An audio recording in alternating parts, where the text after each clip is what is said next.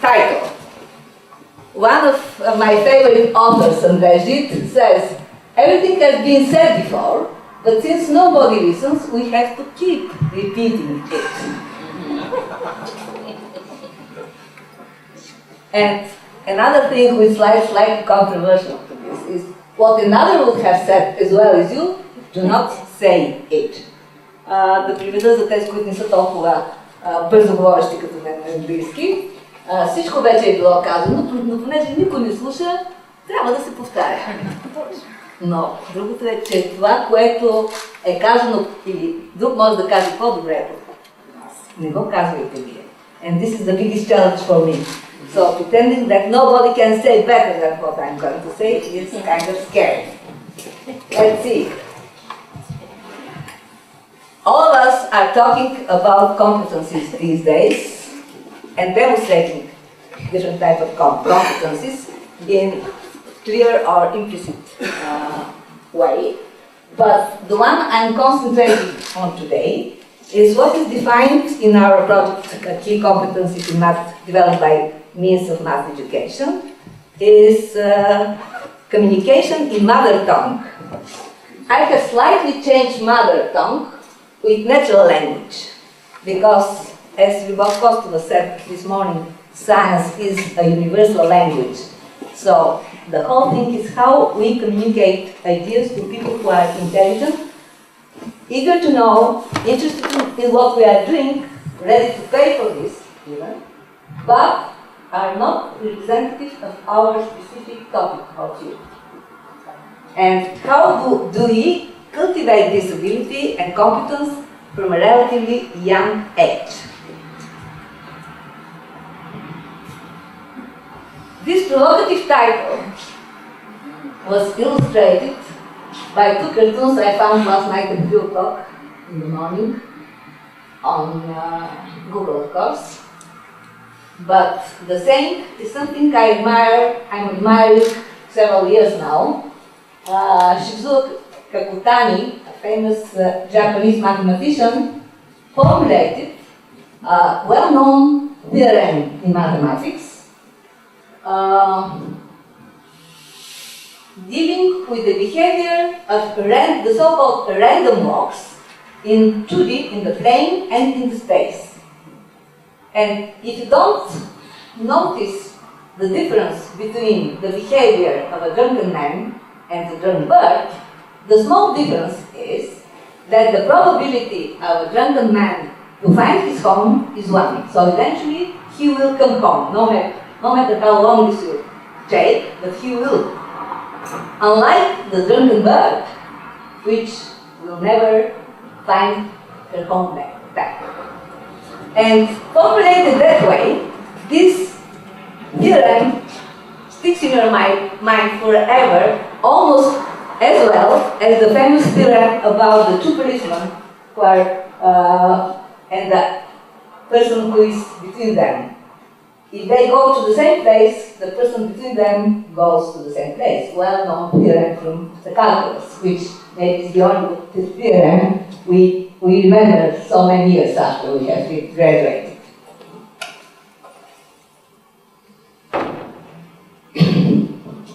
So this is a picture of two boys. I intentionally put boys because we have too many girls. We are fighting for boys in math education already. This is a joke because there are so many projects dealing with gender equity, and we have to defend the fact that for us, girls and boys are equally accepted and equally enjoy doing math and math competitions. So this slide is taken from the presentation of a representative and scientific consultant of European Commission in Science, Professor Anne Glover, who said that the hope of Bulgaria is that this is a country of young talent. Надеждата за България е, че имаме толкова млади таланти в науката. And the reason for this, especially in the field of mathematics, is that in the year 2000, the year of mathematics, we in Bulgaria, with the help of these foundations and institutions, the representative of which I see here in the audience, helped the creation, the establishment of the so-called High School Institute of Mathematics and Informatics. The participants, schools and students are spread in Bulgaria the way you see on the map. These are some pictures taken from different events. This is a conference in Plovdiv of the young scientists.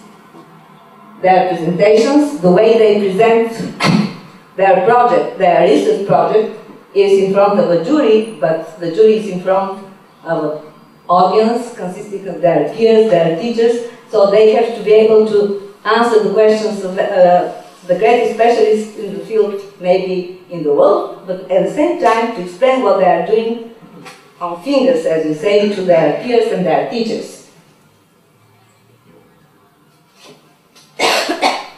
This school functions already 15 years, and this year it was extended to a high school students institute in the frames of the Bulgarian Academy of Sciences, already including other sciences.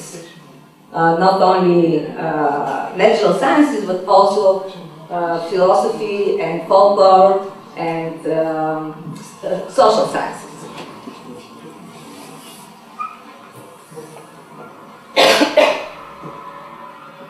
One of the greatest rewards for the young scientists in High School Student Institute of Mathematics and Informatics is the chance to participate in an international forum called Research Science Institute, founded 30 years ago by Admiral Rikover, the founder of Nuclear Submarine. And this school is 6 weeks summer school held at MIT every summer from the end of June to the beginning of August. Normally, 80 kids from all over the world, about 30 countries, are represented, and Bulgaria participates with 2 students from 2000 here in mathematics and informatics. Hopefully in the future we'll have more representatives of other sciences. Several accents in this school. You see the typical talk between one of the most famous mathematicians.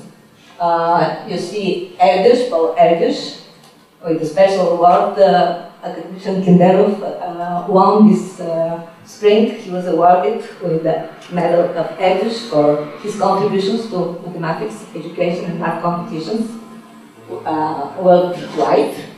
And here, Terence Dow, at the age of 12, at the age of 9, he is here, talks with Paul Erdős, and they have almost the same expression. Виждате почти едно и също изражение на двамата, с разлика от 80-те. And Terence Dow here, at the age of 12, was the youngest participant in RSI, as a Chinese representative of Australia. He now is the youngest bearer of Fields Medal, the highest recognition. Най-голямото постижение за математик е Филдсовия медал. И това е най-младия носител на медала, Теренс Дау.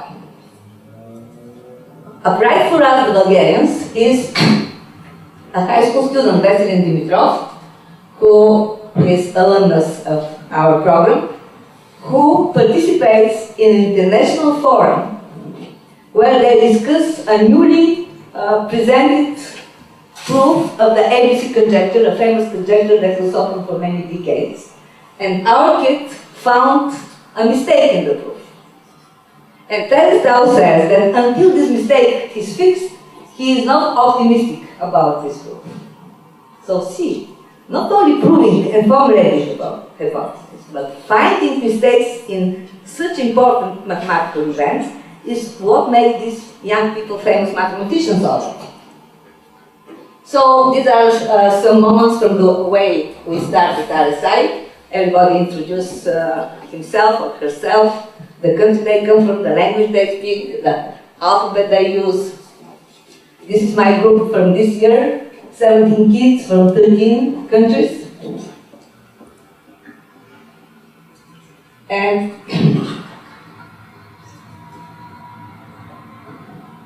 the typical conversations they have with scientists are happening before the lectures, after the lecture, using PowerPoint presentation, but not feeling powerless or pointless without PowerPoint presentations, using their fingers on. The traditional math breakfast, where they present for 5 minutes or 3 minutes their projects. This is Noam Elkis, who is the youngest professor in Harvard in math, and at the same time composer of operas that are played in Boston. So, as Lyubov was mentioning this morning, these scientists are role models for young people. Nobel Prize winners in physics, in chemistry, in biology are talking to the kids, discussing new projects. This is Patti Sabetti, who is a rock star. You'll find her rock songs on YouTube, and he's the head of a biochemistry department in Broad Institute, who is the leader of finding new medicine against Ebola. And she with her whole team were in Africa for several years, risking their lives literally. So these are really role models for the kids. So you see different ways of presenting your research. Posterless, post-recession. A Bulgarian kid, Christos Stoyanov, and Petr Gajdarov, who are the representative of Bulgaria this year, presenting their research to so-called nobodies. This young man here is a composer and famous pianist who started composing at the age of 3, Kit Armstrong, and also he has a very interesting research in theory of groups in mathematics. So very diverse talents. Here you see how a math professor gives hints how not to present a talk, emphasizing on the most funny ways we are doing as mistakes when presenting. And several examples of presentation of kids where they have to compare difficult notions, let's say from the graph theory, and compare them with soap opera, talking about triangles in geometry and triangles in love triangles in soap opera. So instead of the normal boring graph with notes, you see such a graph in the context of soap operas. Here is the serious part. Or a theorem from computer science talking about parallel programming.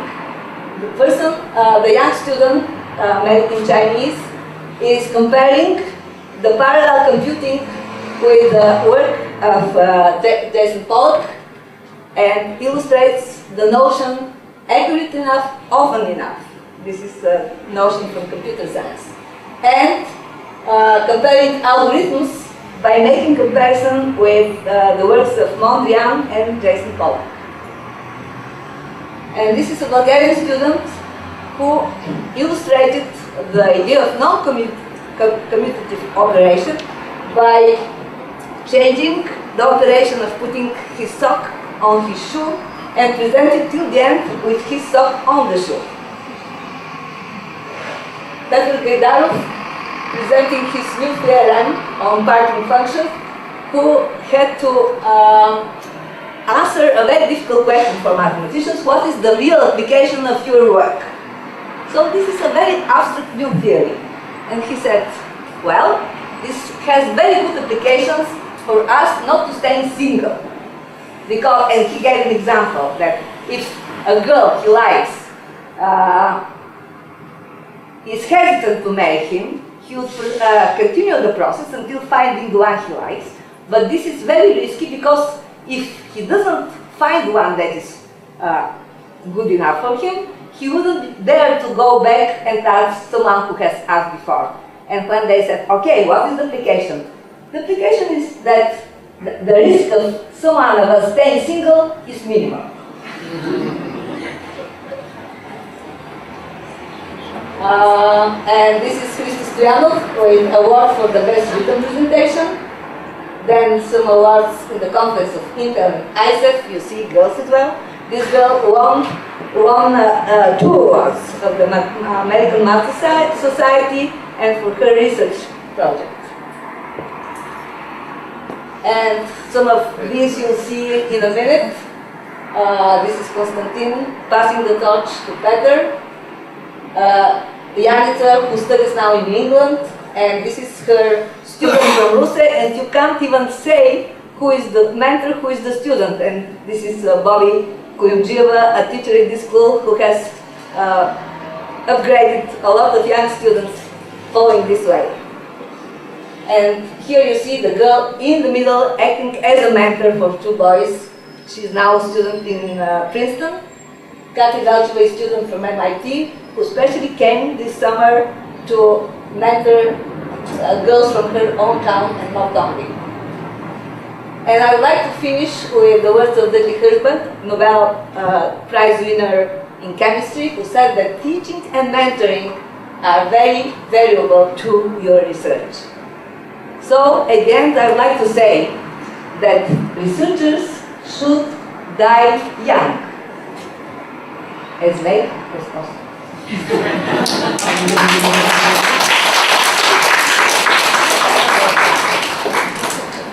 Thank you very much, Evgenia Sendova. I could say that we have a pleasure to hear one of the best communicator of math science in Bulgaria and abroad.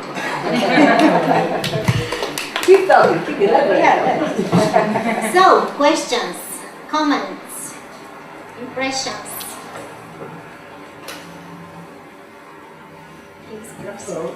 Just a small comment. One could wonder why people are doing such activities at the same time when we have plenty of mathematical competitions in the country. There was a moment when I was thinking for some time that we have more competitions than pupils. Fortunately, this is still not so, but the difference between what is done in this school institute and in the competitions is that through the competitions, we cultivate the ability of students to answer questions posed by other people, by the jury. While here they work on their own projects, and they learn something much more important, to pose questions, and to pose questions that they can answer. And this is already a characteristic feature Which of is not research. known at the beginning, because, yeah. If that's the main challenge, and that is what Konstantin Dalchev was talking about, how difficult it is to choose an appropriate project for a student. Because you never know if it's doable, especially not for 6 weeks. And in the case of the Bulgarian school, even for a shorter time. But the nice thing is these people enter a community of like-minded peers. And it's never just the school during the summer they enjoy. They enter a family in which they could discuss their problems, their findings, their ideas, together with their teachers. And that's what makes us community, which is not limited by borders or by walls of the building.